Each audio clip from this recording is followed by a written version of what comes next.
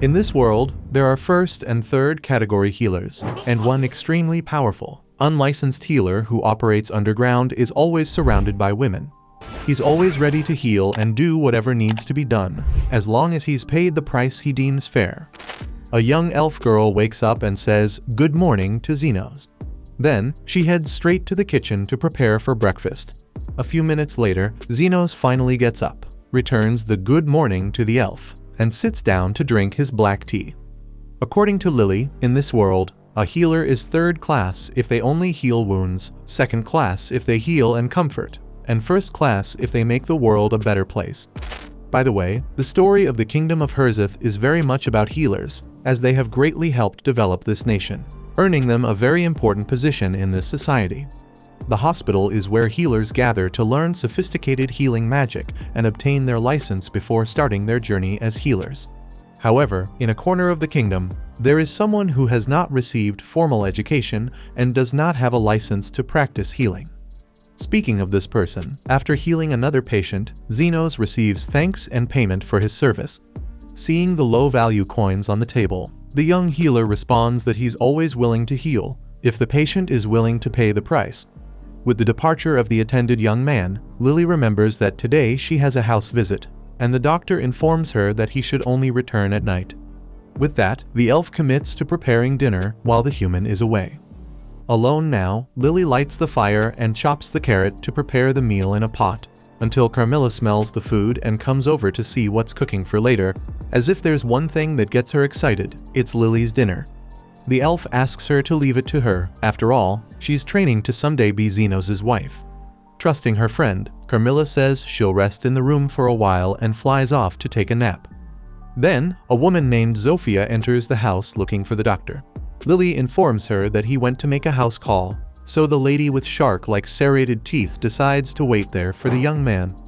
Honestly, she hoped to have that handsome guy all to herself if she arrived early, but luck isn't always on our side. In the following scene, it's time for Linga to enter in search of the most sought-after doctor by the female figures of Herzith. Lily gives the same warning to the Catwoman, who regrets not being able to lick Mr. Xenos entirely while receiving a stroke on the tail, or rather, as you prefer to call it.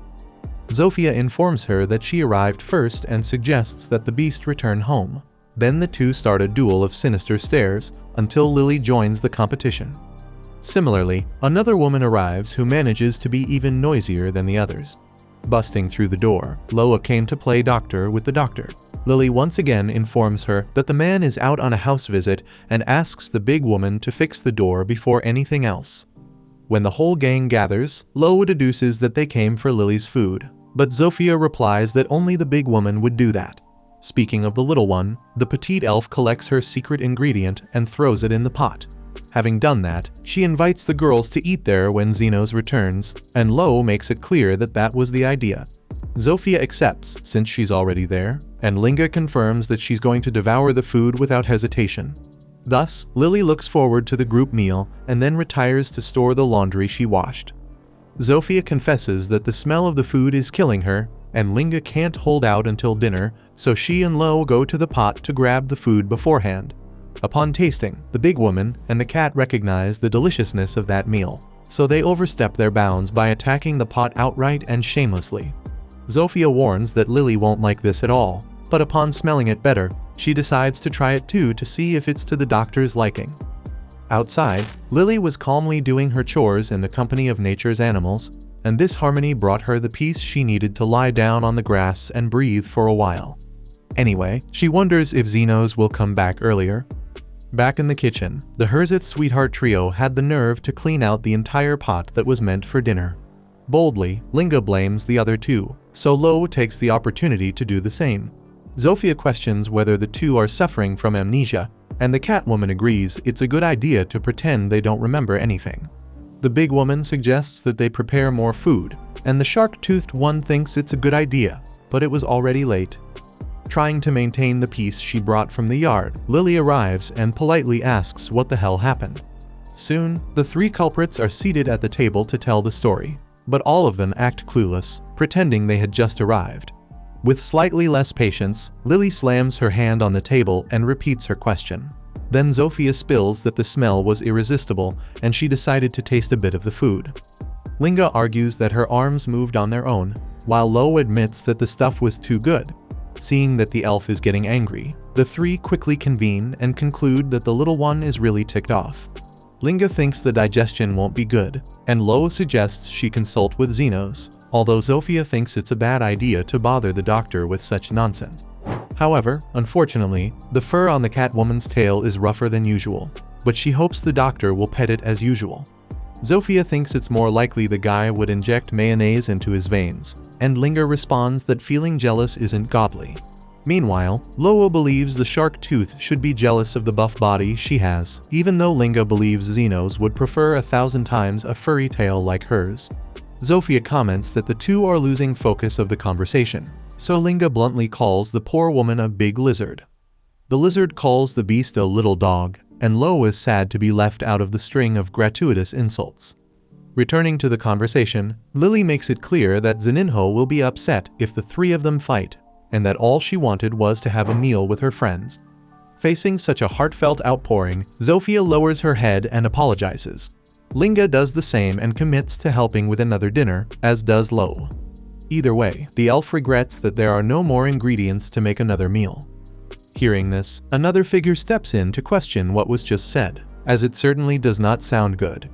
Linga is startled and kneels before Carmilla, the ghostly creature who was eager to eat Lily's cooking and has just found out it won't be happening. Because of this, perhaps it would be good to make another stew, but this time with a soul broth to make it tastier. Having said that, the other two culprits also kneel before Carmilla, but Lily has a less hostile idea. Perhaps it would be good to bring more ingredients. Obviously, the three foodies prefer this idea and rush to get what was requested. Next, Carmilla asks if Lily shouldn't have been angrier with them, but the blonde confesses she is serene. In turn, if they had drunk Carmilla's beverages, she would have cursed all the girls. The elf responds that she acts more calmly because she is mature and likes it when everyone is together. For her, the real problem is not knowing if she will manage to prepare the food by the time Xenos returns. Speaking of the doctor, he walks through the city streets in the late afternoon, until a girl passes by him in pain. A man with a malicious tone of voice emerges behind her after searching for her all over. The girl argues that she went to the hospital because of a stomachache but ended up not being seen due to lack of money. The man grabs the girl's hair and makes it clear that having a stomachache is not enough for a slave to take a break. Then he takes her away violently. The man takes the beast girl to a cemetery and throws her onto an old, dirty tombstone, which he believes is perfect for a semi-human like her. In the midst of this, a shadow emerges from the tomb and enters the woman. Unnoticed, the owner of the servant kicks her belly hard and with disdain and then leaves, saying that the slave will only be fed if she shows results. That said, she gets up and tears the man's stomach open eagerly, as an energetic mass contours her body, as if adding to that disproportionate strength. Seeing that things are heating up, the man runs through a part of the city that is in ruins, screaming for help, until he comes again to Xenos. He pleads for the boy's interference, but Xenos criticizes the self-centeredness of the individual. The man argues that he was just doing his job, but changes the subject when he explains that it was just something related to agriculture. Either way, he is severely injured and is willing to pay if the boy can do something. Thus, at the same moment that the beast emerges again to attack her master, the healer pushes the victim's body to prevent him from dying. With irony, Xenos asks what happened to make the girl so angry. Then he dodges the stones she throws at him. The owner of the servant asks the young man to end the girl, but Xenos refuses, since his job is not to kill people. Outraged, the aggressor insists that an aristocrat like him could not end up dead over such a trifle, and that it's just a matter of buying another slave in her place if she dies. Upon hearing this, Xenos is carried to a traumatic memory and clarifies that his role is to save as many people as he can. At that moment, the semi-human throws a huge rock at the healer, but he imbues his fist with mana and destroys the stone into pieces. The noble is startled and wants to know what kind of healer is capable of doing this. The woman moves swiftly across the battlefield, and the doctor knows that her speed is unusual even for her race. Regardless, with a magic shield, he repels an attack he suffers and isolates the attacker towards a destroyed house. Already weakened, the building lets its wall fall, crushing the aristocrat. After resolving the conflict, Xenos goes to the demi-human to lift her up, but the girl seems too scared to accept help. Additionally, the malevolent aura that surrounds her manifests again with force around her body, so the doctor understands that she is possessed. Then he places his own arm in the girl's mouth and uses his healing to expel the intruder. Trying to understand what kind of agriculture involves servants being possessed by spirits of the dead, the healer destroys that malignant manifestation and treats the wound. Seeing that the boy healed the servant's broken leg in seconds, the aristocrat emerges from the debris and recognizes that this doctor is incredibly powerful. Thinking this, he pleads for help, but Xenos replies that his shift is over for today, so he asks if he can see the man tomorrow. The noble explains that by tomorrow he will already be dead and demands to be healed right now, so the doctor requires an additional payment. Several gold coins are handed over to him, but this is far from what Xenos would like to receive. After all, he is an underground healer and has no license. Therefore, he asks to take the aristocrat's slave as compensation. Thus, the noble agrees and is healed. Xenos takes the beast woman to his house, informs her that he has purchased her, and asks her name. When the girl replies that her name is Till, the man tells her to undress, as her purchase was expensive, and he needs to know if the servant is in good condition. After hesitating for a few moments, the girl does what was commanded. Then Xenos discovers that she has a gallstone, which causes inflammation. Without delay, he completely heals the semi-human, who does not understand how he was able to do this without any enchantment or magic circle. Naturally, she thanks him for it, but her master would like her to also show service beyond just thanking. Till assures that the master can ask whatever he wants, so he hands her a notebook and asks her to look for something.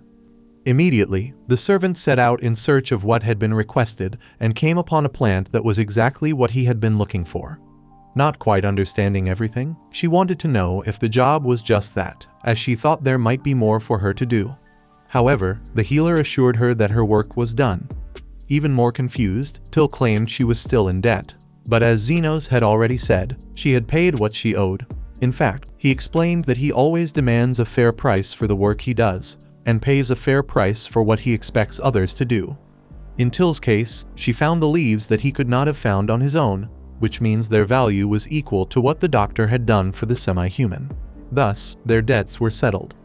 With that, the boy tore up the servitude contract and informed her that her life was now her own. Overjoyed, Till admitted she didn't exactly know what she wanted to do from now on, but she was going to live to find out, and she would come back to tell the doctor when she did. Moreover, she wanted to know if she could return one day to see Mr. Xenos again, and he confirmed that she could always count on him as a clandestine doctor, as long as she had some payment to offer, of course.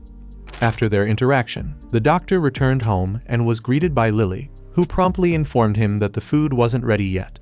Just then, the three dinner thieves arrived with the ingredients. Along with them, Carmilla appeared to comment that Xenos seemed to have had so much fun it was as if he'd met a new girl. After teasing him, she disappeared just as she had appeared, while Lily celebrated that they could make a lot of food with everything they had brought. Xenos could hardly wait, while Lily committed to making black tea for everyone to enjoy together.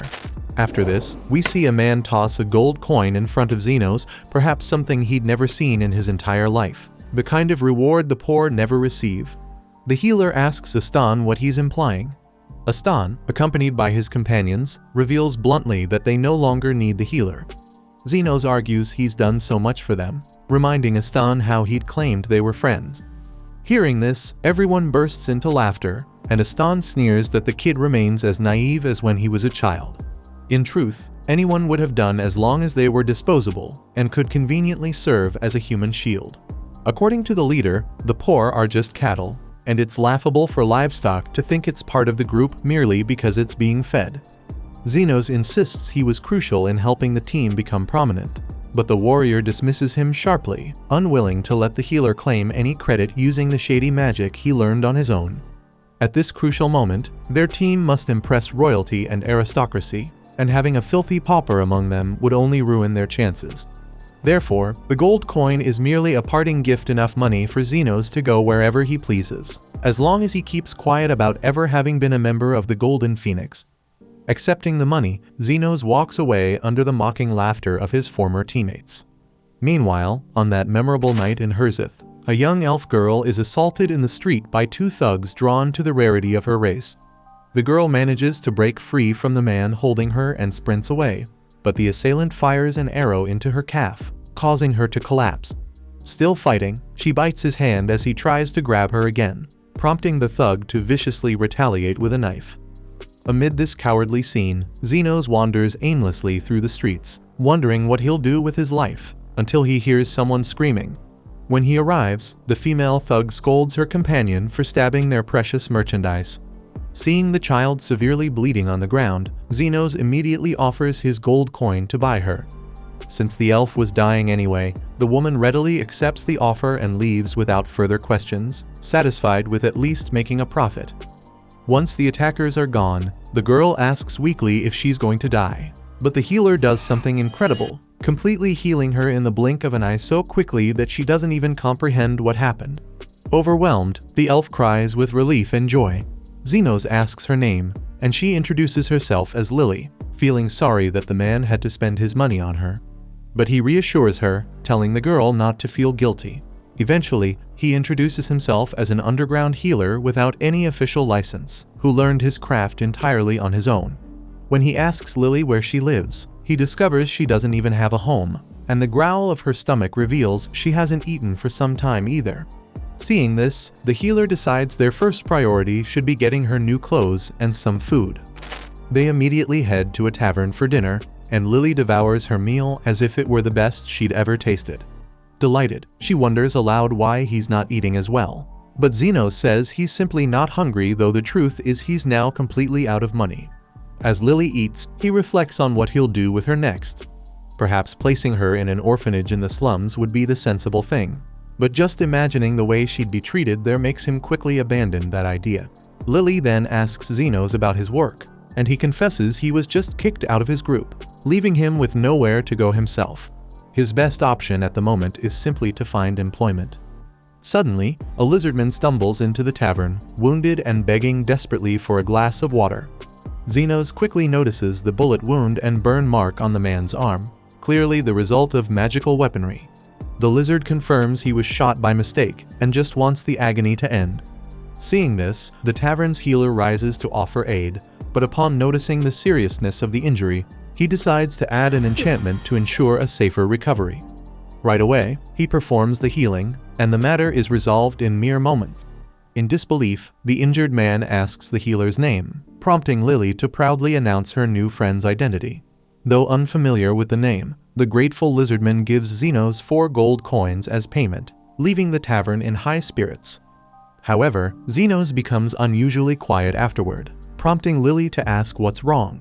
Suddenly realizing that just as you pay restaurants for food, healers should also be compensated for their services, he's struck by inspiration. Recalling Lily's heartfelt gratitude when he healed her and realizing no one had ever sincerely thanked him before, he decides at that very moment to open a clinic to help those in need. The catch is, because he's from the slums, he won't be able to get a proper license, meaning he'll have to open an underground clinic and operate illegally. Ironically, Lily thinks this is wonderful and eagerly volunteers to help in any way she can. Zenos questions whether dragging a child into illegal business is a wise move, but as Lily herself points out, she was technically purchased by him, and she's happy to serve under legalized slavery terms. In truth, Zenos was just trying to help and never intended to own a slave. But Lily has nowhere else to go, and abandoning her on the streets wouldn't do her any favors. Agreeing with her reasoning, Zenos decides to care for the girl until he can find her a permanent home. In turn, Lily promises to serve her master devotedly, but Zenos kindly requests she avoid making statements that could be misunderstood. After leaving the tavern, the two head towards a rundown neighborhood, where Zenos expresses his desire to open the clinic amidst the rubble. Lily comments that this doesn't seem like a busy area for starting a business, to which the man explains this part of town is abandoned, perfect for an illegal operation, as setting one up downtown wouldn't exactly be smart. Searching for a house that's at least minimally livable, Zenos finally finds a home to call his own, a charming mansion that could have been plucked straight out of Berlin, circa 1945, after the Soviet invasion.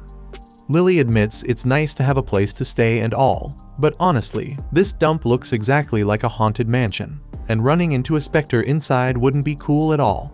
Confused, Xenos asks what she's talking about, prompting Lily to clarify that specters are among the strongest undead monsters. They resemble people, but one touch is all it takes to drain the life out of you until you become nothing but a pit of despair and suffering. In the end, you turn into a ghost forced to obey their every command. In the next scene, Xenos is already opening the mansion's door and walking right in, clearly showing how much he cares about the elf girl's opinion. Seeing how things stand, Lily resorts to some kind of prayer, invoking a radiant, sacred light that drives away darkness and illuminates their path.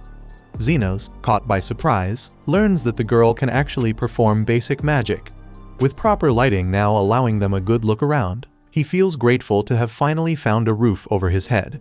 Back in his days with the Golden Phoenix adventurers, he'd spent most nights alone and sleeping outdoors.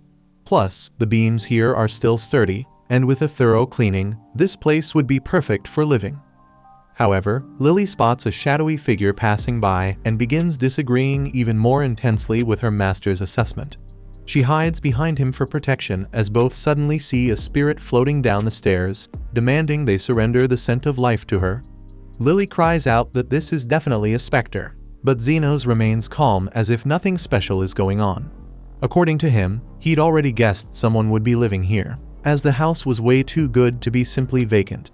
Either way, the specter lunges at the young man, who responds swiftly with healing magic, repelling the attack and disintegrating the ghost's arms. Once that's settled, Xenos casually explains that he's already defeated around 100 just like her back with his former team. For instance, one day Aston got moody and tossed the healer into the depths of an underground labyrinth full of these creatures. That's how Xenos knows healing magic is their weakness. Therefore, he kindly asks the resident ghost if she wouldn't mind lending him a portion of her home. Unable to accept this humiliation, the specter tries attacking again, only to quickly discover she can't handle this intruder alone. It's an unpleasant shock since no mortal had ever given Carmilla, the queen of specters, any trouble before. Determined, she summons her servants to dispose of the intruders. Lily panics even harder, crying out desperately for help, while Xenos scratches his head, regretting that a peaceful solution is out of the question. He immediately casts High Heal, obliterating all minor specters like dust in the wind. Shocked, Carmilla asks who exactly this human is. Xenos simply replies that he's nobody special, just an underground healer. Returning to the matter at hand, he apologizes for intruding, but emphasizes it'd really help him to have a place to sleep and some space to treat his patients. With no other choice, the ghost reluctantly grants the first floor to the human, keeping the second floor to herself. Lily can't decide whether she's happy or horrified by this arrangement. Sometime later, they've cleaned up the place, transforming it into something resembling a real clinic. Speaking of which, Lily suggests they take advantage of the nurse outfit they've prepared, using it to advertise the clinic around town. However, Xenos doesn't want the royal hospital becoming suspicious, preferring to let clients find them naturally instead. As luck would have it, someone actually appears the moment Xenos finishes saying that, and it turns out to be the lizardman he'd healed a few days prior at the tavern. To everyone's surprise, Xenos had already anticipated this visit. After all, someone suffering from a magical burn wound isn't likely to be just anyone. They typically have good reasons for avoiding regular hospitals. Impressed by the human's perceptiveness, the lizard introduces himself as Zond and asks if the healer could examine his older sister. The woman steps forward, revealing a gruesome injury caused by a magical gunshot wound. Examining the wound, Xenos believes it must have been inflicted by a poisonous magical weapon. The bullet is still lodged inside, and the surrounding flesh is decaying. She asks if he figured all that out from just one look, and the healer explains he'd nearly been turned into a guinea pig for experiments himself once. Come to think of it, he's planning on teaching those guys a lesson someday. Anyway, after further inspection, Xenos concludes her arm is beyond saving, suggesting amputation before the poison spreads any further. With a resigned sigh, like she'd just lost $5 at a bakery, the woman asks how much this little joke will cost her. Calmly, the doctor states 1 million yen. Her brother immediately protests such a steep price, but she tells him to relax, she'll handle it. Curious, she asks if he's sticking to this price, knowing she's Zofia, the tornado. Hearing this, Xenos realizes he has just scored a significant first client. After all, he knows Zofia is one of the 3 bosses who run the slums, leader of the lizard folk, and a heroine among the oppressed community members who steals from corrupt merchants to support the poor. Nevertheless, Tornado demands to be convinced why she should pay 1 million yen for an amputation. Xenos clarifies he wouldn't charge that amount unless he intended to regenerate her limb entirely. Besides, he's not about to accept anyone acting arrogant in his own clinic, whether they're a queen of the hill or the Pope himself. He just expects to be paid well for his excellent services. In disbelief, Zofia admits she's never heard of a healer who can regenerate limbs. Equally surprised, Xenos had no idea other healers couldn't do it. At any rate, with the patient's permission, the doctor begins the treatment by summoning a scalpel made purely of mana. Zofia finds herself once again astonished by yet another hidden talent of this guy, something Xenos doesn't really get. After all, how else could other doctors possibly perform incisions? Setting those thoughts aside, he applies a healing spell to the affected area to numb the pain, and then proceeds to cut Zofia's arm open. According to him, this is where things get complicated. First, he casts a defensive spell to stop the bleeding, simultaneously applying healing magic to drastically amplify the regeneration of the wounded area. Then, methodically, he restores the bones in the arm first, followed by nerves, blood vessels, muscles, and finally, the skin. Once completed, the Tornado has a brand new arm. Exhausted after flawlessly performing such a procedure, the healer takes a seat to catch his breath. Everyone is stunned by what they've just witnessed. Zahn points to something hanging upside down, asking what that weird thing is, and the doctor explains it's their housemate, a specter. Carmilla comments bitterly that she wishes the human had just died already and leaves. Zahn grows a bit concerned, but Xenos reassures him the ghost girl is actually pretty friendly. Zofia bursts out laughing, remarking that this doctor is as brilliant as he is hilarious, and because she liked him so much, she promises to send her subordinates to Xenos for healing, guaranteeing excellent payment in return. Later that same day, Lily prepares tea for her master and receives a gentle pat on the head, but Xenos can't understand why she's prepared 3 cups. The elf is about to explain that their other resident also enjoys some tea when suddenly the specter herself appears out of thin air, blowing softly on her cup to avoid burning her mouth. Honestly, Xenos finds this concern somewhat peculiar coming from the Queen of Specters. Carmilla seizes the opportunity to tell the human to worry about his own life instead. Lily celebrates the clinic's recent influx of new patients since Zofia's visit, although Carmilla finds it boring that nobody has died yet. Just as she says this, she absent-mindedly takes a sip of the hot tea, burns her tongue, and rushes upstairs. The elf wonders aloud why lizard men are constantly injured, and Xenos speculates it's due to the ongoing war between factions in the slums, 3 of which are composed of demi-humans, primarily lizard men and orcs who are perpetually in conflict. The young man was about to reveal the 3rd race involved when suddenly a loud crash outside the clinic interrupts him, prompting him to guess that the final group has just discovered their location. Moments later, the clinic door bursts open, and in storms a dozen aggressive, intimidating humanoid wolves, led by a woman who introduces herself as Linga, leader of the werewolves from the slums. She demands to know if she's speaking to Xenos, the clandestine healer. Xenos recalls that Linga, known as the Tyrant, controls all illegal gambling operations in the underworld, and he finds it oddly fascinating to see what kind of clients he's attracting. Regardless, the doctor politely informs her that clinic hours have ended for the day, unless it's an emergency. Linger responds bluntly that the emergency is Xenos himself. Her gang is locked in a fierce battle against the lizard faction, yet their rivals keep coming back as if their numbers never dwindle. Eventually discovering the involvement of this clandestine healer, she has decided he needs to be eliminated. As she declares this, Linger raises an axe and smashes it into the clinic's floor, cracking the tiles dramatically. Next, she aims a precise, deadly strike at Xenos' neck, but her attack abruptly halts against a magical shield protecting him. Realizing the situation is escalating, Xenos quietly advises Lily to wait in the back. Linga orders her subordinates to attack the healer, but no matter what they attempt, nothing harms him. It's as if he's made of titanium. Frustrated, the werewolf leader orders her pack to destroy the clinic instead. Xenos tries to warn them against this, but no one listens. Suddenly, the Queen of Specters herself descends from upstairs, fully prepared to obliterate the intruders. Surprisingly though, it's Zenos who asks Carmilla to reconsider her actions. After all, the first floor is his responsibility, and besides, it's a place dedicated to saving lives, not ending them. Nevertheless, he thanks her for getting upset on his behalf, leaving the ghost flustered and causing her to quietly retreat.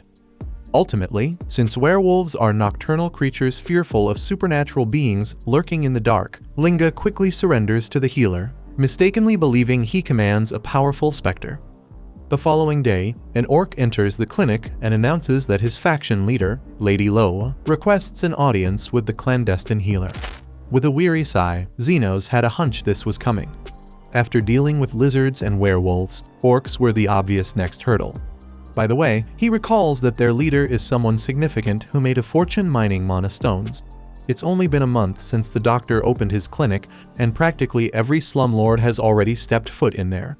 Speaking of which, Zenos wonders if the orc leader is a reasonable person, and the warrior assures him that she is as wise as she is honorable. Reflecting on this, Zenos notes that at least Zofia has been leaving expensive gifts at the clinic every day, and Linga is building a veritable palace next door as compensation for the mess she caused. If the orc boss is anything like these two, there shouldn't be much trouble. Zenos queries why the woman hasn't come herself, and the soldier responds that he would never bring the chief to a place where werewolves and lizards are constantly coming and going, especially since she can barely move. Given the gravity of the situation, the underground healer ends up making a personal visit to the patient, being taken to the absolute middle of nowhere, deep within a mana cave, to meet the much-discussed sovereign of that race. Once there, Lo was visibly pleased on her throne by the doctor's presence. He asks how she came to know of his services, and she admits she would have preferred not to know, given how famous his work has become in the slums following his recent services. Naturally, the werewolves and lizards did their best to hide this rare gem, but Loa decided to investigate on her own and finally struck gold. Zenos is annoyed that his clandestine clinic is more famous in the ghetto than the Syrian-Lebanese hospital, while Lo points out that, from what she's heard, the young man can perform any kind of healing if the price is right, and he confirms that working for free is a bit tiring. Anyway, the orc mentions that she can't move from her spot at the moment and would love to know why. Zenos sees that he's being tested in front of everyone, but he has no choice but to examine the case. Then, he scans the patient's body internally, as there are no visible external injuries. Lo has never seen a doctor do this before, and she has no idea how these guys heal people without thoroughly investigating their bodies. By the way, he discovers a lump in her belly and feels the mana surrounding the object. Lo confirms it's a mana stone enchanted with explosion, and with a ridiculously high potency. Zenos asks if someone put it in her food, but she confesses she mistook it for a rice cake and swallowed it. Out of patience, Zenos heads for the exit, assuring that the gang's queen will soon pass this thing, and she doesn't even need to go to the restroom thrown for it. However, Lo explains that it's not so simple, as she chewed the stone partially, and it won't be long until it detonates, and the orc doesn't want to make any sudden movements precisely to avoid provoking this. The other problem is that her men don't want to leave her side, always swearing to die beside the chief for nothing if she goes up in flames. Thus, Zenos questions what she wants him to do, and Lo is willing to donate her wealth to him. If this stone detonates, it'll be the end of the orcs from the slum, and the leader would rather leave her wealth with someone who would make good use of it. Lo has heard that while the healer charges dearly for his service, he examines underprivileged children for free, and she's also a fan of the little ones. With that, the monster tosses a key to the human. He asks if it's been long since Lo ingested this mana stone, and when she confirms, he walks towards her, summons a scalpel, and plunges it into the chief's belly, making the subordinates lose their minds. However, Zenos raises his hand with the stone and leaves everyone dumbfounded. Lo asks what in tarnation just happened, and he informs her that he opened her stomach, removed the object, and then sealed it up completely. Though impressed, Lo warns the doctor to be careful with this explosive, so Zenos wraps the stone with both hands and triggers a detonation that could be heard and felt outside the cave. Despite this, Zenos was without a single scratch. After all, he protected his hands with defensive magic. Of course, it hurt quite a bit, so he had to apply healing. In the end, the man returns the key to the orc, and she simply can't believe that this guy turned down her entire fortune like that. Zenos responds that he only demands payment equivalent to the service provided, and this seems a bit much. Lo bursts out laughing and confesses she liked this madman, so much so that she now considers him the savior of the orc race, and she can count on them for whatever is needed, including 24-hour personal security. Actually, Zenos would prefer if these people didn't do that at all. After surviving the risk of turning to dust, the orc felt a monstrous hunger, so she pulls out 2 rice cakes and offers them to the doctor, but he prefers to eat at home. Speaking of home, a few days later, back at his residence, Zenos notices Lily is a bit down, and she explains that Zofia, Linga, and Lo have been visiting a lot lately. Thinking about it now, the guy agrees, since Zofia shows up on the day of the moon, Linga on the day of water, and Lo on the day of gold, and none of them are injured, sick, or anything like that. So the doctor doesn't understand why they keep coming there. Lily wonders if he can't even guess the reason, so he supposes that the 3 of them have a lot of free time. Lily was about to give her opinion, but Carmilla interrupts to say it's love. Definitely, these women are in love with Zenos. He responds that this is ridiculous, seeing as he's just an unlicensed healer operating outside the law, but the 3-year-old Spectre's eyes don't lie. Whenever she watches from the ceiling, they look at him like women truly smitten. Lily admits she's worried, since the 3 are quite beautiful, and Zenos adds that they are also quite troublesome. Finding it funny, Carmilla assures that it's only a matter of time before the next war between factions is over the kingdom's most delectable healer, so it's good for Lily to choose her weapons soon. For her part, the elf remembers she's too much of a tomboy for that, and doesn't come close to the allure of the others. But the Spectre assures that all 4 smitten maidens are equally beautiful. Zenos can't even laugh at this nonsense, just thinking about how absurd it would be. It turns out he didn't even need to think about it anymore, because the nightmare was about to become reality.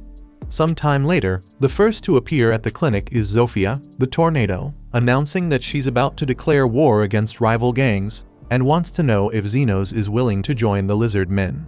Following her was Linga, the tyrant. According to her, the time for reckoning had come, and Zenos must join the Lupines for the conflict. Lastly, Lo came to give his message. Thus, a war was set between the 3 factions, with Zenos at the pivot of the chaos, having received generous gifts from each leader to secure his participation. Carmilla jokes that many will die because of the doctor's honey stick, while Lily keeps pouting at every turn. The next day, the fight between the groups begins at noon in an abandoned arena on the outskirts. Accompanied by their soldiers, the 3 leaders meet in the center of the ring.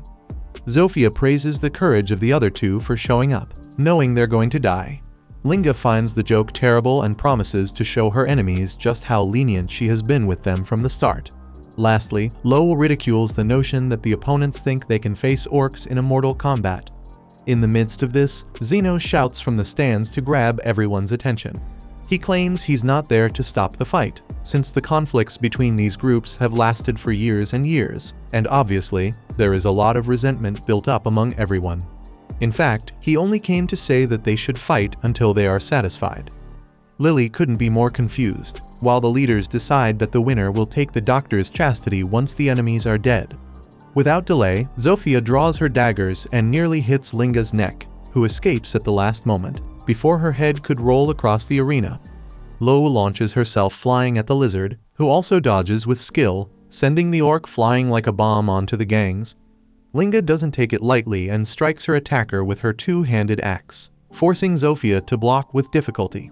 Once again, the brute comes charging with another flying kick, creating a hole in the battlefield, while the lizard leader, after dodging the impact, faces the orc battalion and manages to make some victims along the way. Linga knocks down the lizards in front of her, while Lo crushes the skull of a werewolf who could do nothing to react. From there, the conflict becomes generalized and continues intensely until late afternoon for a good reason. All the combatants agree on one thing: no matter how much they beat and tear at the opponents, they simply don't fall to the ground. Zofia feels her wounds regenerating, until Zenos speaks up again to remind everyone that he didn't come to stop their little scuffle. But since all involved are his patients, he will continue healing each one of them to the end. Realizing that continuing this war is like punching a wall, Zofia sits on the ground feeling foolish for not having realized the situation earlier. Linga has never heard of a healer capable of restoring so many at once, and Lo declares that this fight will never end.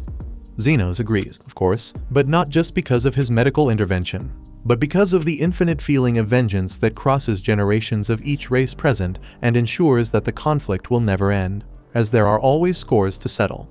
As such, it's fine for the factions to continue the war, but know that Zenos will charge for each regeneration he performs. Soon, the three leaders burst out laughing and agree that it's not worth giving vent to all this hatred in such a way, so they declare that the war has just ended. Zofia recalls an orc saying, "To offer forgiveness is to have strength." With that, the three clench their fists in the air and decide there's only one fight left worth fighting. Zenos asks what they are talking about, and Lily comments that this guy really is the biggest Chad in the kingdom. Putting that aside, she questions why he intervened in this way, and Zenos shares that he once had a mentor who said, "A healer is third-rate if he only heals wounds, second-rate if he heals and comforts, and first-rate if he makes the world a better place."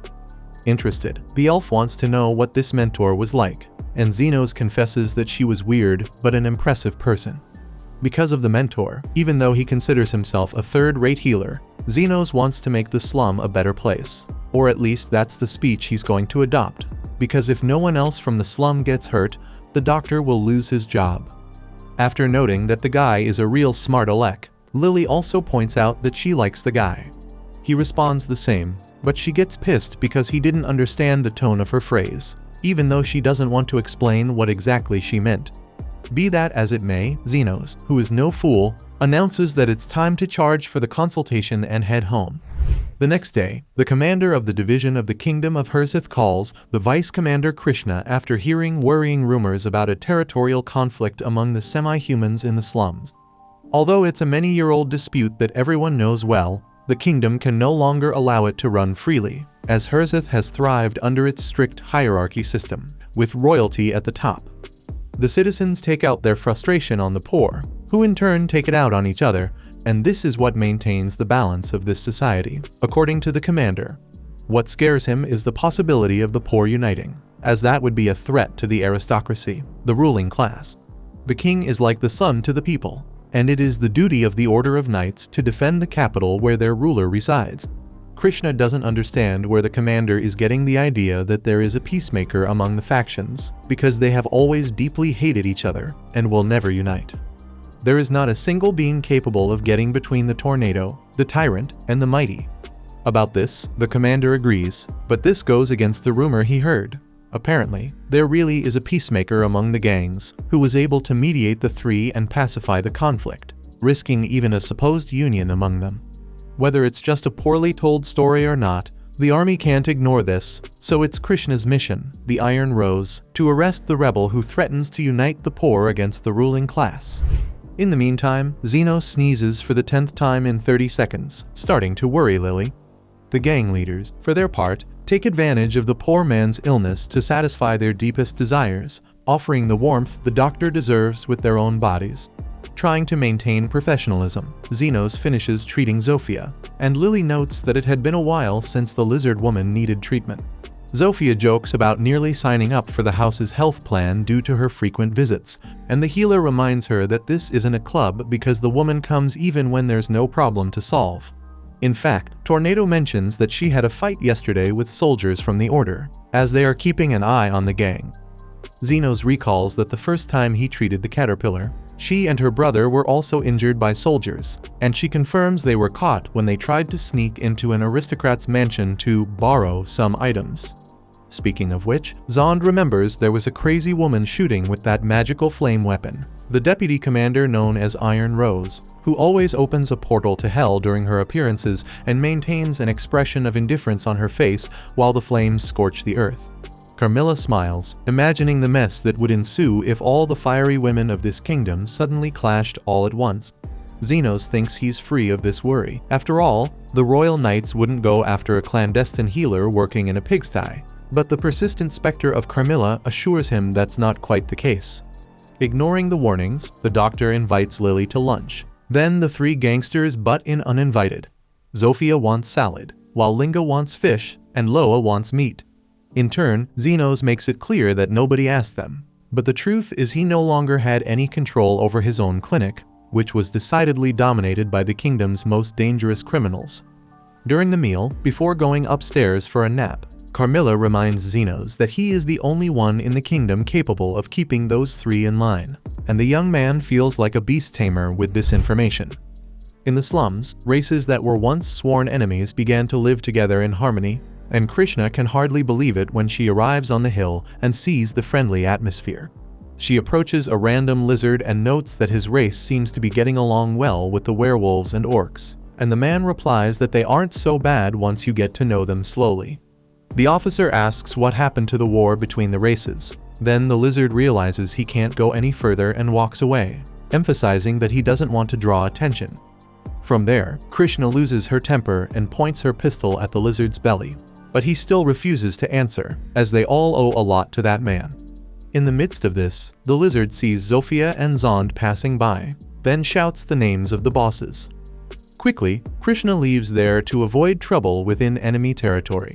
Upon seeing the lizard leaders, she remembers that the siblings should have been missing an arm, but they regenerated as if by miracle. In search of answers and direction, as she got lost in the outskirts of the slum, the deputy commander reaches Zeno's clinic and asks how to get back to the city.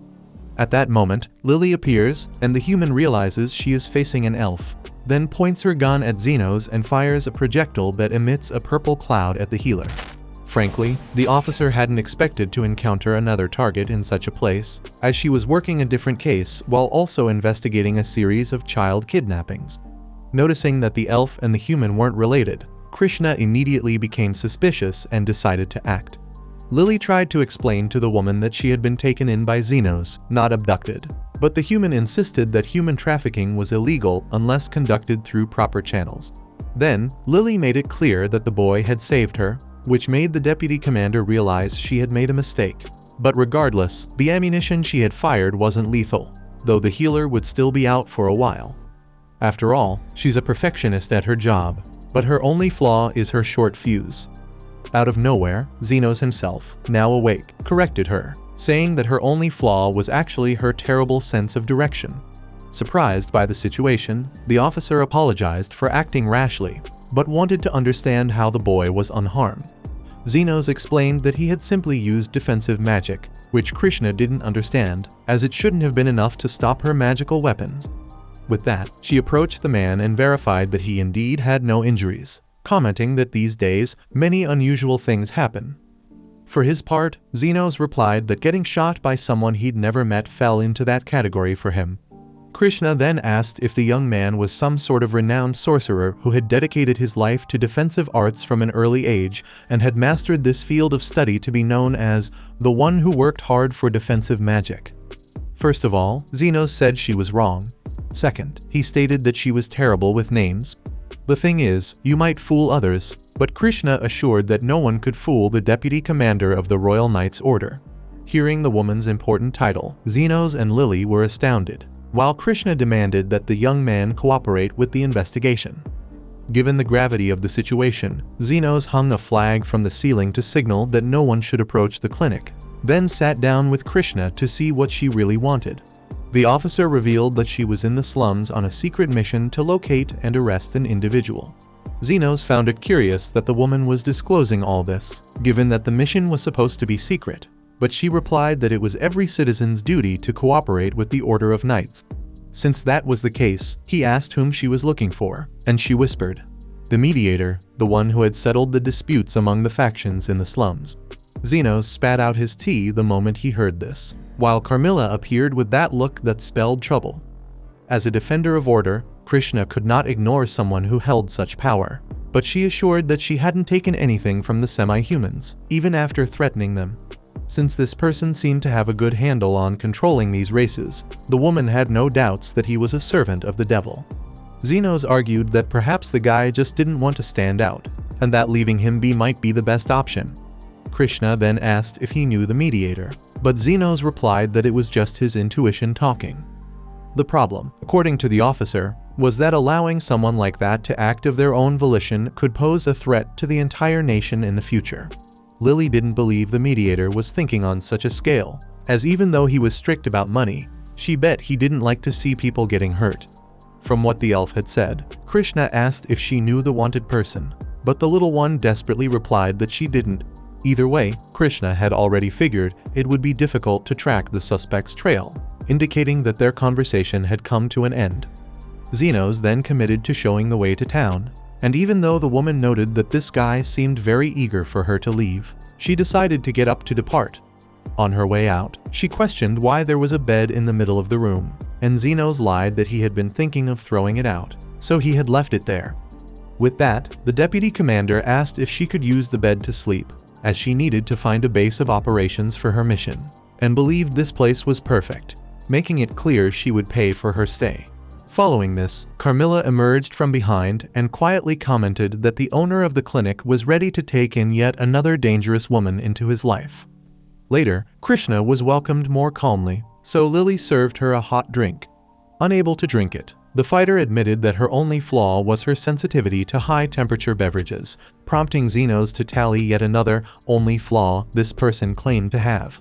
Amid this, Lily looked displeased and told the doctor to give her a lap and do the usual. After the initial shock, the boy understood what she wanted and began to stroke the elf's head. Carmilla reappeared to make it clear that the little one was jealous, and Krishna was confused to see that the young man was talking to no one behind him, as the specter was invisible.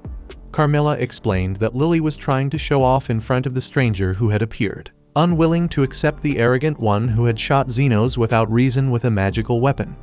Either way, the ghost could hardly wait for the next chapters of this drama, as this plot was sure to catch fire.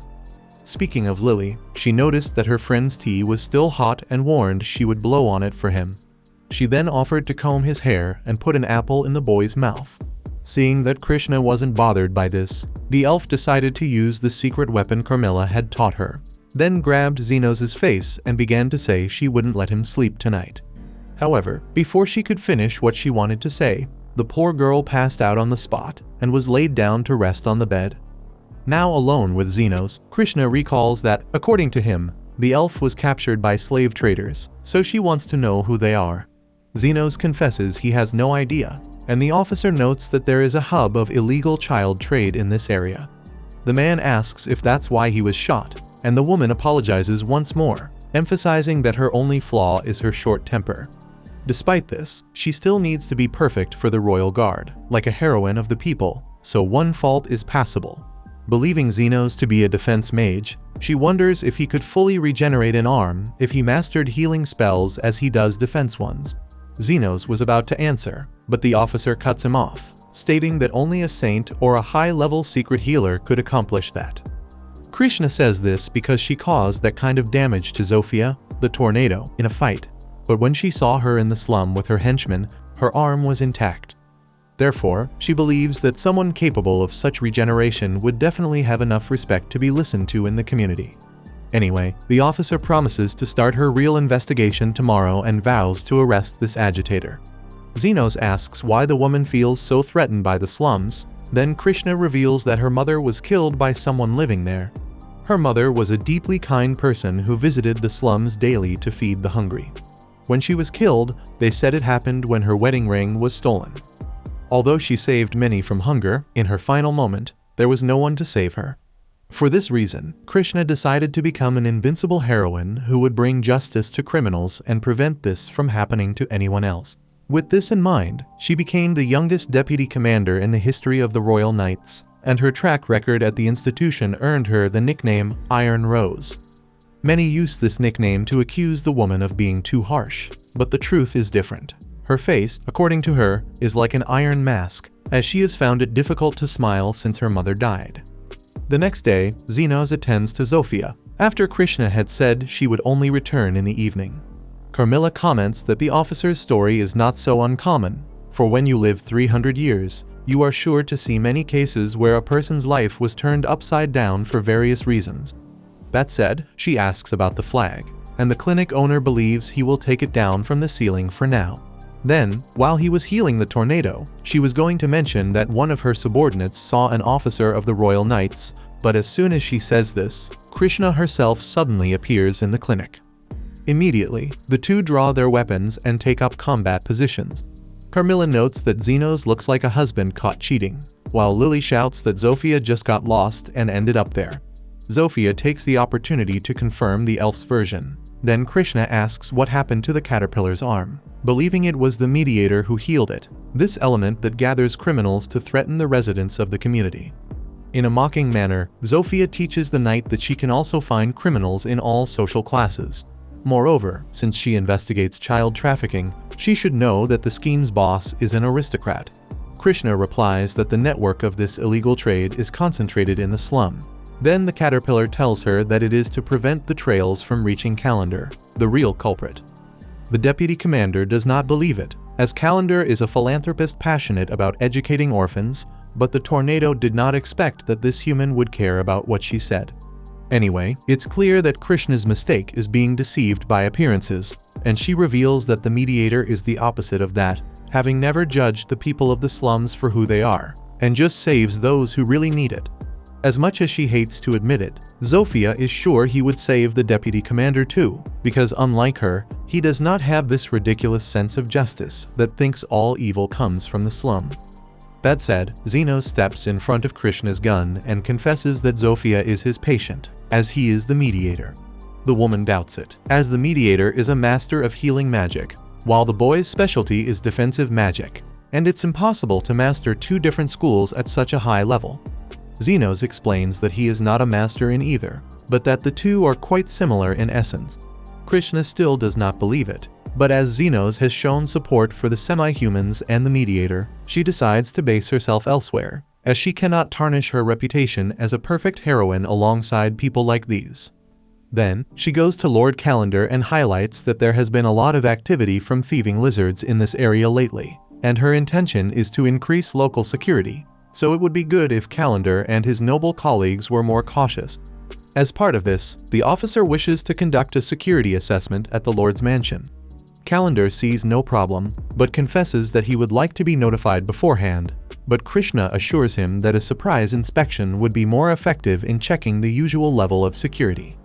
Thus, the deputy commander gains permission to start her analysis, and reflects that Calendar was pointed out by the tornado as being the leader of the illegal child trade, but she feels she is wasting her time there. Soon after conducting this inspection, she reveals that the man's security is quite strict, but if she had to point out a flaw in it, it would be the distribution. Calendar asks what that means, then the woman evades the question and asks to use the bathroom before leaving. On her way there, she ponders that Calendar is somewhere in the upper middle echelon of the aristocracy, so it's strange the size of his guard. Additionally, there is the distribution of soldiers around the mansion, as there are far more guards at the back than at the front entrance. Thinking about this, Krishna takes a look at the back of the residence and finds a redoubt with a staircase leading underground, then descends into that dark place until she finds children locked in a chain. She assures them that she is the heroine who will save these children, until she is hit by a shot in her back. In a dramatic turn, Calendar appears with a magical pistol and remarks that the Royal Knight's weapons are quite powerful, perfect for intimidating children. With that, he fires at Krishna again, teaching the officer that her job is to stay quiet and keep the poor in line. At this moment, Iron Rose asks the children for forgiveness, as it seems she won't be able to get them out of there. In her final moments, she thinks of her mother and how she failed to be the heroine she had promised. However, Zofia arrives alongside Zenos, and the doctor jests that this house call is going to cost quite a bit. The Lord questions who these people are, but Zenos assures him that he's just an ordinary healer, and Zofia explains that she merely showed the way to this guy. Knowing no one would complain if he killed a lizard woman from the slums, Calendar orders Tornado to lie down. But as Zenos lets out a mocking sigh, the Lord shoots him and bursts into laughter. However, the healer's defensive magic protects him from the impact, allowing him to gradually approach and send the shooter into a panic. When one pistol runs out of ammo, the noble draws another but ends up tripping over himself and falls dead to the ground. Zenos picks up the pistol that was tossed near him and points it at the Lord, who questions how an inferior being dares to do this to a noble. Zenos replies that if you're going to shoot at people, you should be prepared to take a bullet yourself. Seeing that this guy means business, Calendar offers whatever it takes to be spared. Zenos admits he holds no grudge against this man, having just met him, but he was really annoyed that he shot at him. Calendar begs for forgiveness as if his noble status made his apology worth more than usual, which only makes the healer more impatient, making it clear that there's someone else the man really should be apologizing to. Since Calendar doesn't get it, Zenos shoots the noble for having kidnapped his future clients. The bullet creates a repulsive effect, merely tossing the target and tearing his clothes in a humiliating manner, and the limiter that the shooter activated ensures the shot isn't lethal. After all, Zenos believes it's not his duty to judge this criminal. Meanwhile, Krishna is certain this is her end and asks the boy to report everything that happened to the Order of the Royal Knights. Having said that, Zenos confesses it's rather embarrassing to see Iron Rose give up like this, and while healing the woman, he tells her not to be shocked when the bill for the consultation arrives at her house. Astonished by the man's ability, Krishna emotionally highlights that he is a hero, but he replies that he's just an underground healer with a rundown clinic. After being healed, she laments that she isn't the perfect heroine she thought she was, and Zenos tells her that there's no such thing as perfection, as people who fight for something will get hurt, one way or another. Then, when that happens, it's Zenos' job to make sure they don't die. Nevertheless, he points out that Krishna is a heroine to certain people there. When the woman realizes this, the children ask if the heroine is still there, and this moves her. Iron Rose thought her mother was just a poor victim, but her eyes always sparkled when she fed the street children. Indeed, she was a heroine to those boys, even if she was clumsy, forgetful, and irritable at times. Despite her many flaws, Krishna's mother was her daughter's heroine. Later, Zophia's subordinates remove the children from the underground, and she leaves with Zenos before the royal guard arrives. Before leaving, Krishna asks why the doctor came to save her, and he confesses that he did it because the lady wouldn't be able to pay her bill if she were dead. Hearing this, the officer laughs as she hadn't in a long time, acknowledging that this difficulty is one of her many flaws. The next day, Zenos and Lily head out to buy a new kind of tea, both excited to try the drink. Years ago, on those very same streets, Zenos was just another homeless man among the many scattered throughout the city. One day, while wandering around, Astan came across the healer sitting with his head down at a street corner and invited him to join his party. After all, the guy probably didn't even have a place to sleep. Zenos didn't believe someone from the slums could ever become an adventurer, and Astan admitted that, yeah, usually they couldn't. But if you've got the drive and the talent, where you come from doesn't matter. Zenos mentioned he knew a bit of healing magic, but Astan was skeptical after all. Healing arts required serious study, something a slum dweller could never manage. Even so, he kept the offer open and reached out his hand, not because he believed in Zenos, but because he needed a free servant, and he made that perfectly clear. Sometime later, they were on another mission together when they ran into a wolf. The warrior got slashed across the arm, and Zenos quickly healed the wound. Even then, after defeating the beast, the party leader decided Zenos was useless dead weight. That same day, he was kicked out in the most humiliating way. Back to the present, the Golden Phoenix has a new member now. As they head toward a dungeon, Astan grumbles that the place is way too far. Sure, it's a chance to impress the 7 great nobles, but it feels like a waste of energy. One teammate admits he's still hungover, and the archer just wants to finish the job and get back to drinking. The mage thinks that's a great idea, especially since that waitress's eyes lit up when they told her they were part of the Golden Phoenix. Astan finds it amusing that their flawless monster-slaying reputation has reached even this remote place. Speaking of monsters, the first wave appears ahead. The leader draws his sword and announces it's time to gather some pelts for Lord Fennel. He tells Guile to cast a defensive spell, and Guile activates Encapsulate, a barrier spell that coats the body in a protective shield. Dodging the monster's first lunge, Astan is confident he'd never be hit by such a weak creature. But right after, he suffers a severe burn on his arm. Things only get worse when the archer takes a bite to the neck. Astan immediately yells for Andres to launch a spell, but the mage is frozen with fear and can't act. Meanwhile, Guile's shield spell isn't working properly, probably because of the hangover. With no other choice, Astan orders a retreat. After the escape, he demands to know how his team struggled against mere B+ rank monsters. Andres fires back, saying the leader didn't exactly shine in the fight either. Guile then asks if Zenos' healing was actually fake, and Astan insists it was. Still, maybe it's time to hire a real healer, not a worthless peasant like that one. Soon after, they bring on a healer named Amin. But she's quick to temper expectations. She mostly works in the capital and has no experience in real combat. In fact, she's not even sure why a famous group like the Golden Phoenix would want someone as average as her. Astan simply replies that they've got their issues. Guile asks whether Yuma, the archer, will be okay. Yuma says he'll probably survive, but won't be adventuring again anytime soon. Astan takes this as proof the guy didn't belong in the team anyway, and that losing an archer won't make a difference. The mission will continue. Lord Fennel wants a scarf made of fire fox fur for his daughter's birthday, and Astan won't pass up a chance to impress a noble. And so, the group enters the cave. The leader draws his Hunber blade, promising to slice the foxes into pieces. Just as he finishes speaking, a fireball flies at them, one he's forced to deflect with his sword. The foxes had set an ambush and were now charging at full speed. Astan orders Guile to cast a shield, then rushes toward one of the beasts, starting a fierce duel. After deflecting another fireball, a splintered flame hits Andres in the stomach, knocking him out of the fight.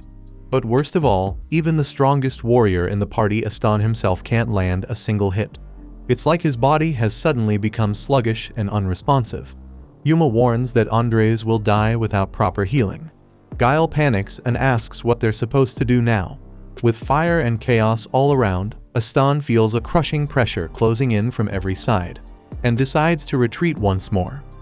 Outside the dungeon, Astan lashes out at Guile for failing to cast the buff again.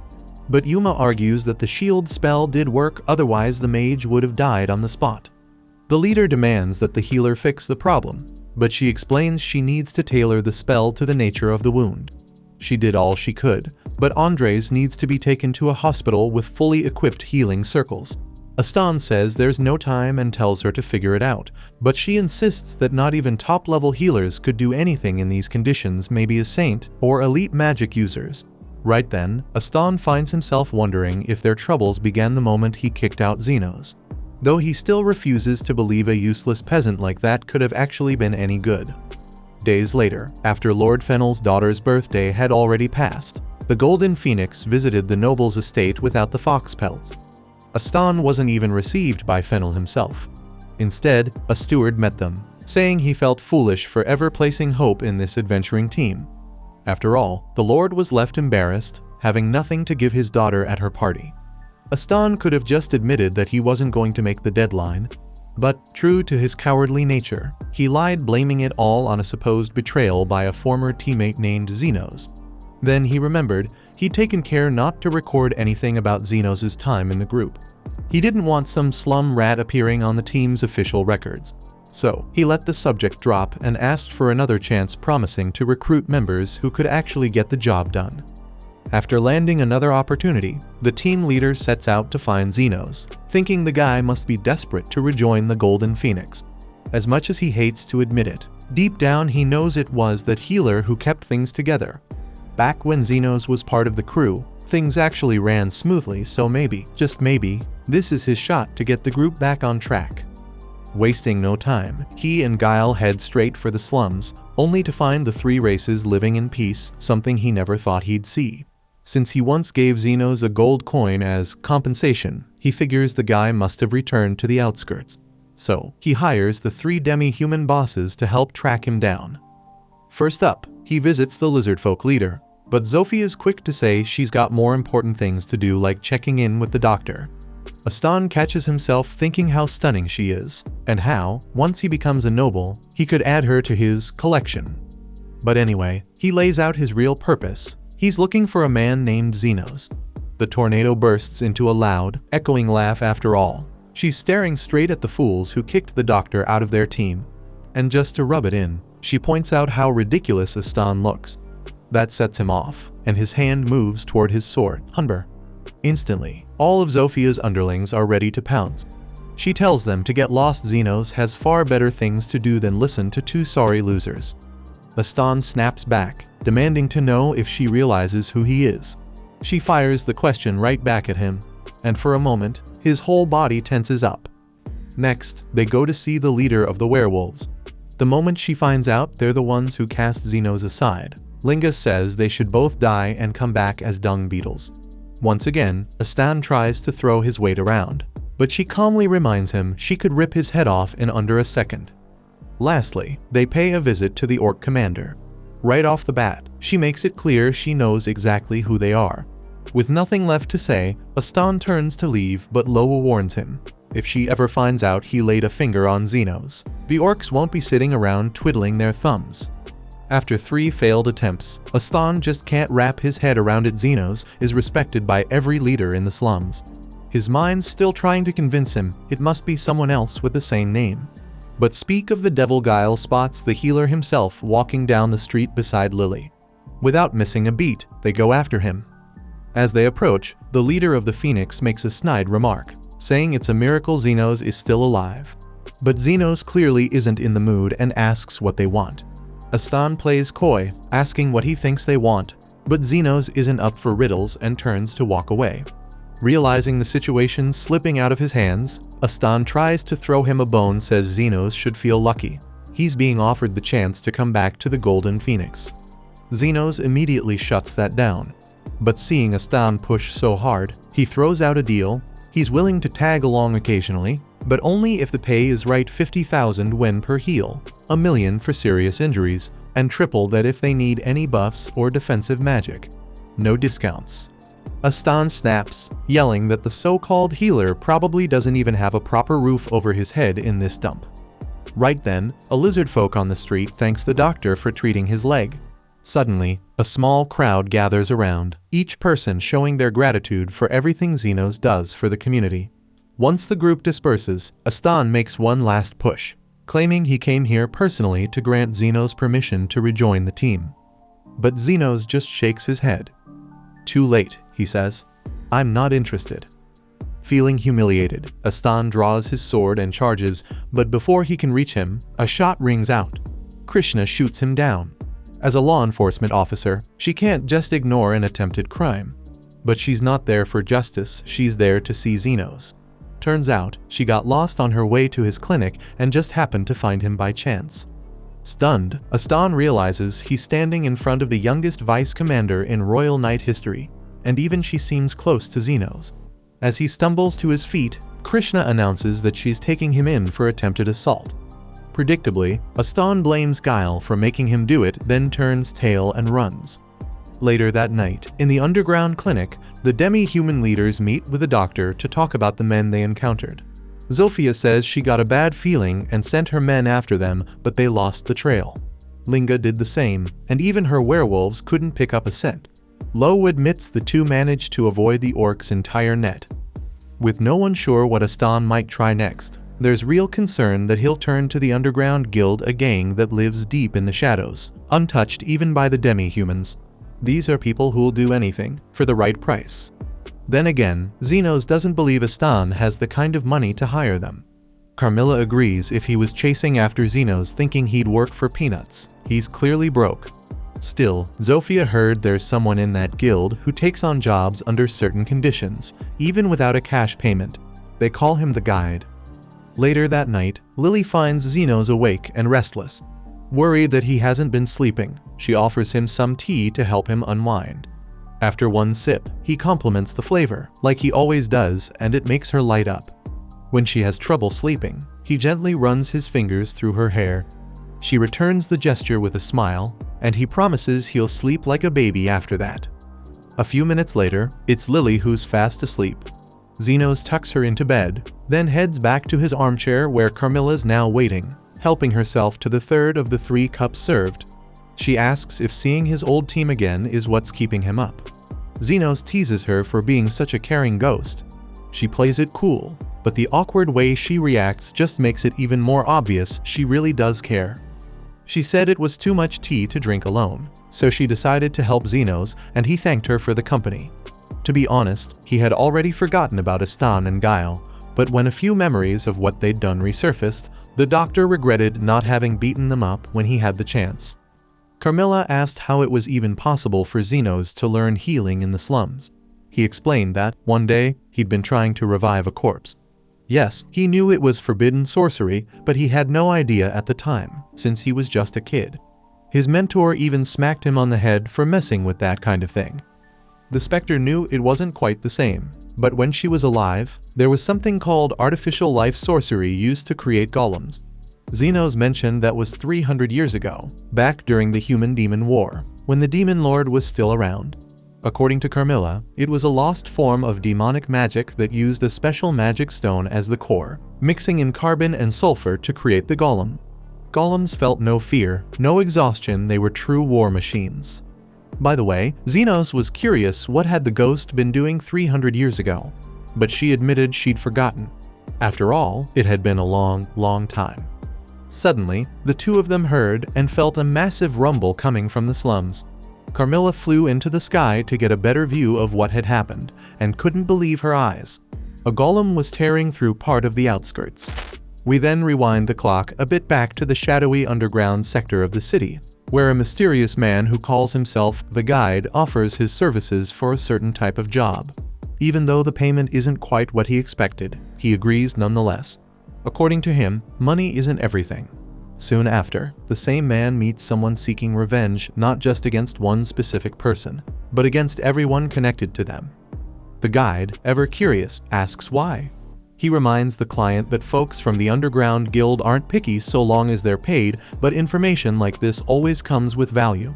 At first, the man hesitates, refusing to explain his motives. But when he sees the Guide start to walk away, he gives in, realizing the deal won't go forward without answers. What he reveals is less a plan for justice and more a desperate, selfish attempt to unload his frustrations onto someone else.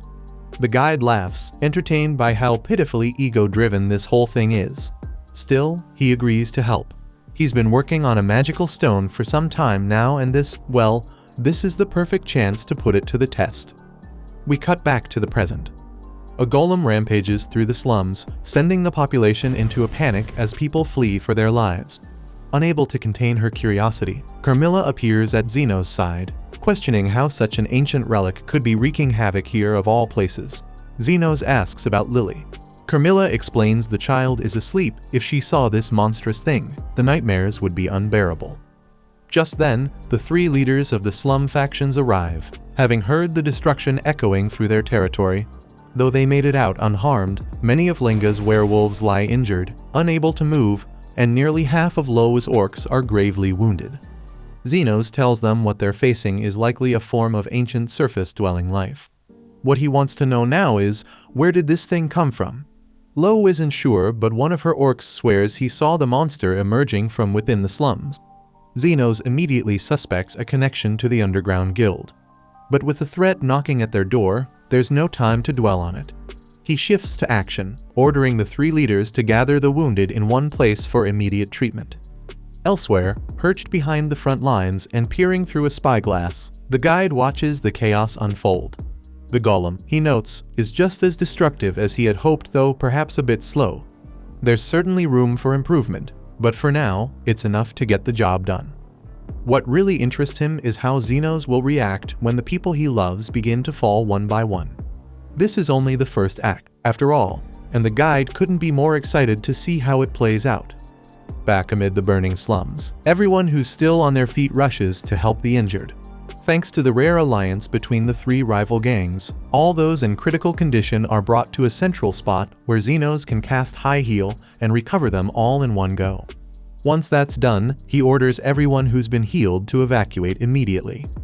Carmilla raises an eyebrow, wondering why he's so grumpy.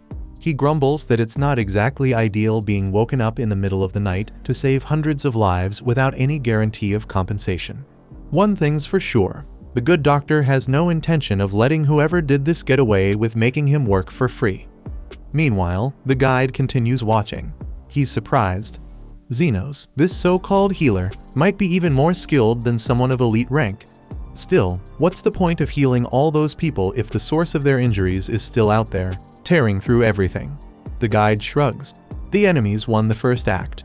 Now, it's time to prepare for the second. For now, with no more wounded left to treat and the golem taking a brief pause, the defenders get a moment to breathe, especially Xenos, who looks like he's had enough and would much rather be in bed.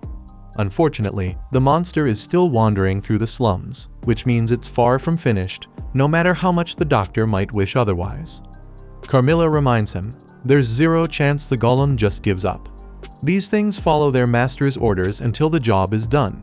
And based on how it's moving, she bets the command was something along the lines of reduce the slums to ruins. Xenos buries his face in his hands. He's exhausted and overwhelmed.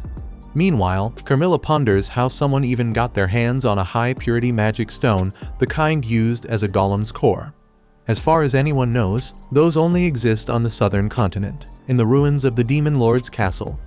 Not to mention, all such stones were supposedly used up during the Human-Demon War, and the knowledge to craft dark magic systems was lost ages ago. Even the remaining materials are nearly impossible to find. Once again, Xenos is done speculating. He wants to end this now. He rises to go after the towering creature himself. Zofia, Linga, and Lo offer to fight by his side. It is, after all, their home that's being torn apart. To bring the golem down, Carmilla explains, they'll have to destroy the magic stone hidden somewhere inside its body. It's the monster's core, its heart. Without destroying it, the golem will just keep regenerating, making it unbeatable. Xeno sighs. That means they won't be able to salvage the stone and sell it, but it might be their only option. He tells the others to start the attack, he'll stay in the back, providing support. Trusting in the legendary doctor of the slums, the three leaders charge forward. Instantly, they receive buffs boosts to their speed, strength, and impact. With that, their attacks become swift and precise. But then, the golem takes a hit, recovers almost instantly, and lands a massive blow on Linga, sending her flying through half a dozen homes before crashing into the rubble. Amazingly, she's fine thanks to the healer's powerful reinforcement spells. Speaking of him, it's time for Xenos to take action.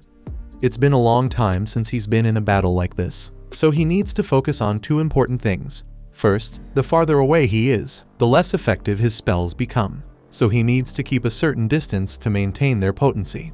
Second, while healing, defense, and buffs may seem similar, each one activates differently, so he can't just cast them all at once.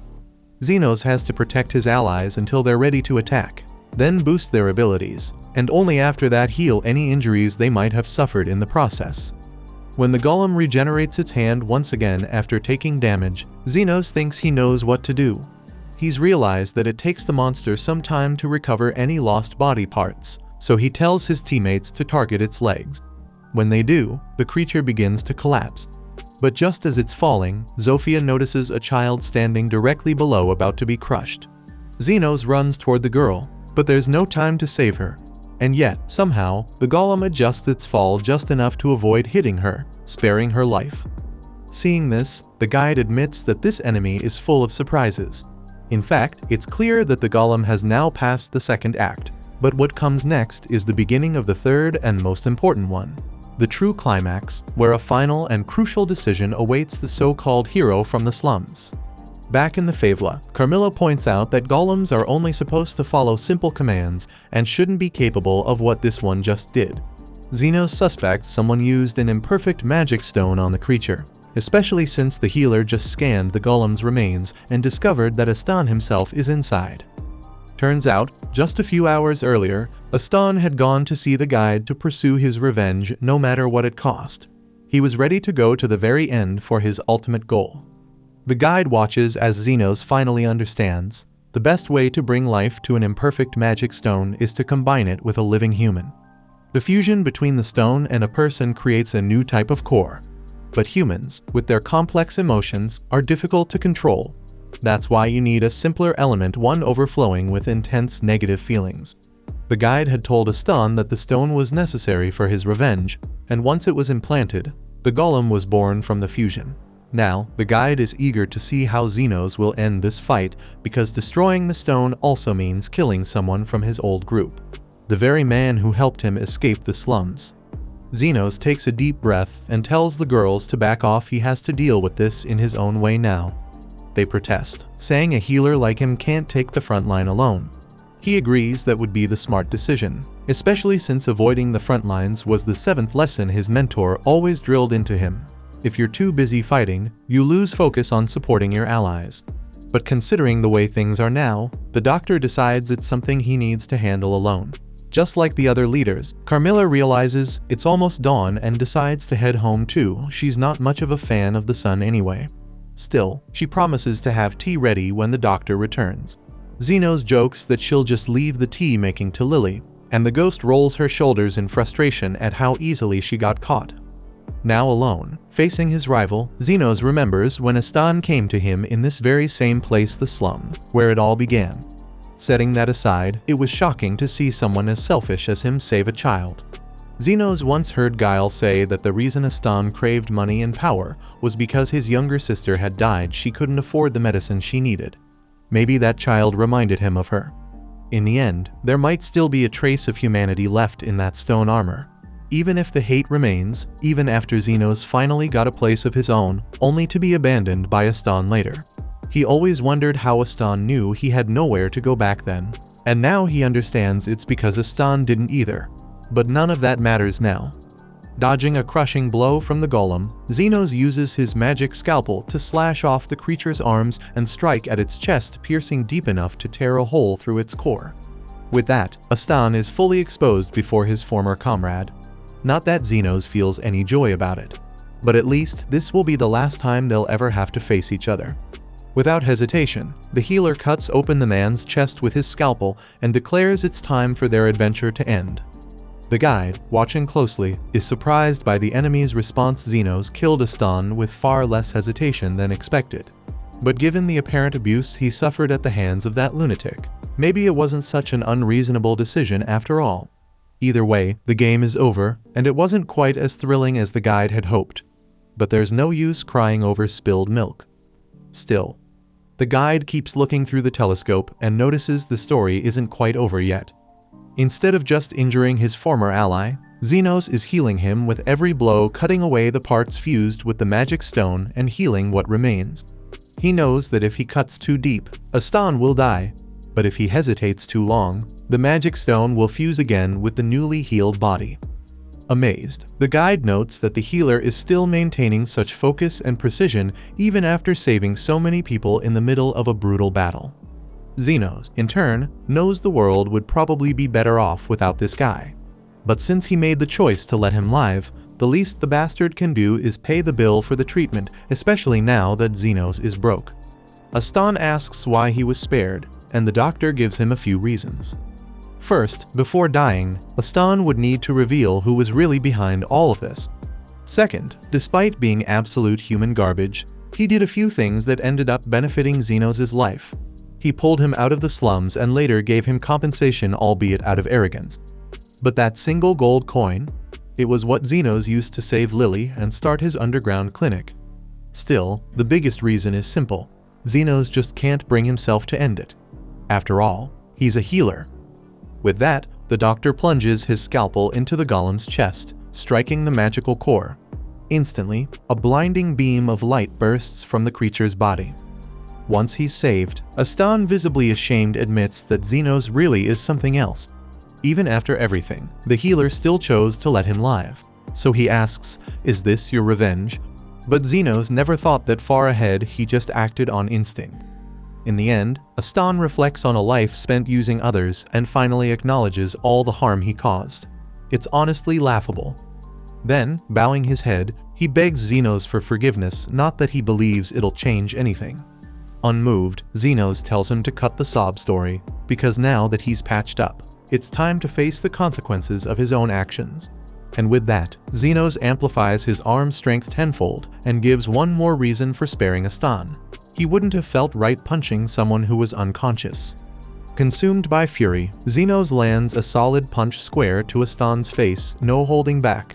The guy had put him through hell, and a simple apology wasn't going to cut it. After the beating, the poor man even ends up half naked in the street. Some time later, Astan wakes up thanks to Krishna's persistence.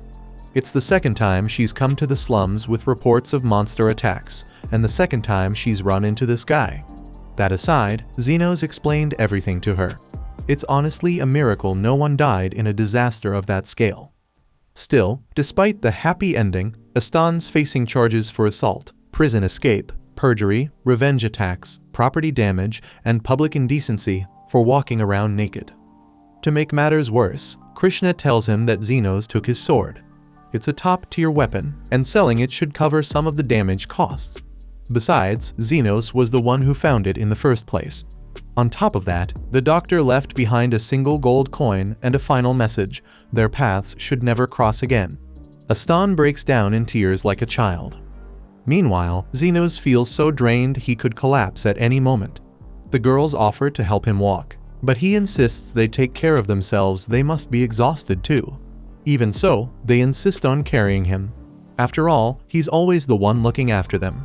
It's time they return the favor. Somewhere in the middle of all that, the guide decides to disappear for a while. Eventually, Xenos will cross his path again, and when that time comes, they'll get to play once more. When Xenos finally returns home, Carmilla teases him, saying she hoped he had died so she could have a few peaceful days again. But Lily rats her out. Carmilla was actually worried sick. As for the elf, she never doubted for a second. She'd even brewed tea, calmly waiting for her master's return because she knew he'd come back. Check out these videos appearing on your screen and subscribe so you don't miss the next part.